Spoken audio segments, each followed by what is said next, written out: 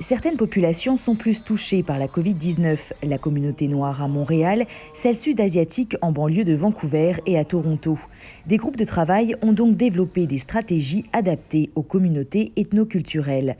Cet urgentologue fait partie d'un nouveau détachement spécial d'une 50aine de professionnels de la santé pour sensibiliser la population indiphone. C'est prendre l'information du ministère de la Santé publique et vraiment l'amener au grassroots, l'amener au terrain et le servir à notre communauté d'une façon qu'ils peuvent comprendre. Comprendre les obstacles comme la langue ou les difficultés à naviguer dans le système de santé en ligne et à s'isoler en toute sécurité dans les foyers multigénérationnels. Oui, c'est une population qui est très multiculturelle.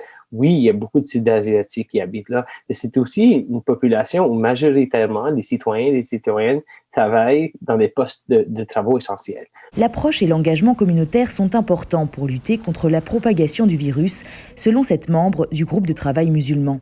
Avant même le premier confinement, nous avons appelé à une suspension sans précédent des prières dans les mosquées à travers le pays. Des messages d'autant plus importants quand certaines communautés ethnoculturelles sont plus vulnérables face à la pandémie.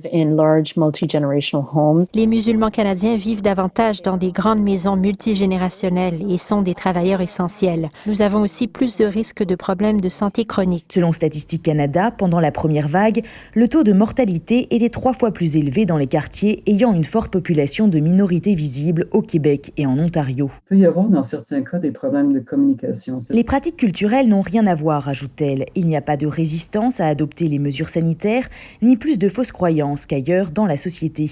C'est d'abord et avant tout lié au travail. L'accès aux soins de santé pour tous et les congés maladie payés sont essentiels, dit-elle. Et ces groupes de travail adaptés aux besoins des communautés peuvent aider à réduire des inégalités exacerbées par la pandémie. Ici Camille Feyreisen, Radio-Canada, Toronto.